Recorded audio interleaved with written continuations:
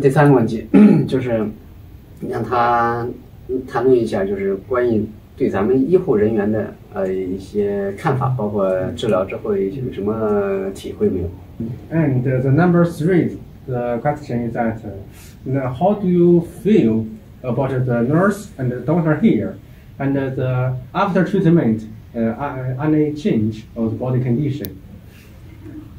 আমি ইতিমধ্যে ডক্টর এবং নার্সের বিষয়ে বলেছি এবং এটা আবার দ্বিতীয়বারও আবার বলতে চাই যে আসলে তাদের প্রাত্যহিক কাজকর্মের ভেতরে তারা রোগীর জন্য যেভাবে সময় নির্ধারণ করেন এবং যেভাবে তাদের চেষ্টা দিয়ে থাকেন তা আসলেই প্রশংসার দাবিদার।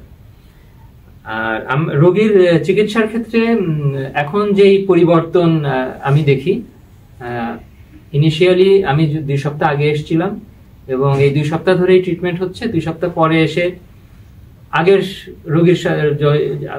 রোগীর যে অবস্থা ছিল সেটা থেকে যদি আমি কম্পেয়ার করি, দেখি যে রোগীর কিছু ইমপ্রুভমেন্ট চোখে পড়ছে। যেমন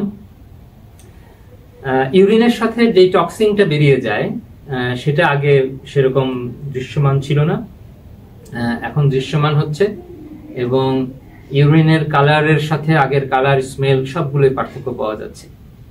ব্লাড সার্কুলেশনটা ইমপ্রুভ হয়েছে, দেখা যাচ্ছে যে তার চোখে মুখে যেই আগে ফ্যাকাশে ভাবটা ছিল সেটা এখন নাই, এখন অনেকটা লাল একটা আভা চেহারার মধ্যে এসছে, বোঝা যায় যে ব্লাড সার্কুলেশন হচ্ছে। ঠিক একইভাবে তার কিডনিতে ব্যথা ছিল, সেই ব্যথাটাও নেই, সে নিজেকেও হালকা বোধ করছে। কিডনিতে বা কোমরের অংশে সে একটু ভারী বোধ করত, সেখান থেকেও সে মুক্তি পেয়েছে। এখন পরবর্তীতে আরো অন্যান্য টেস্ট করে হয়তো বা বাকি প্যারামিটারগুলো জাজ করা যাবে বা নির্ধারণ করা যাবে যে আসলে কতটুকু ইমপ্রুভ হয়েছে, বাট বাহ্যিকভাবে এই কয়টা জিনিস প্যারামিটারে একটু ইমপ্রুভ হয়েছে বলে আমি মনে করছি। Thank you.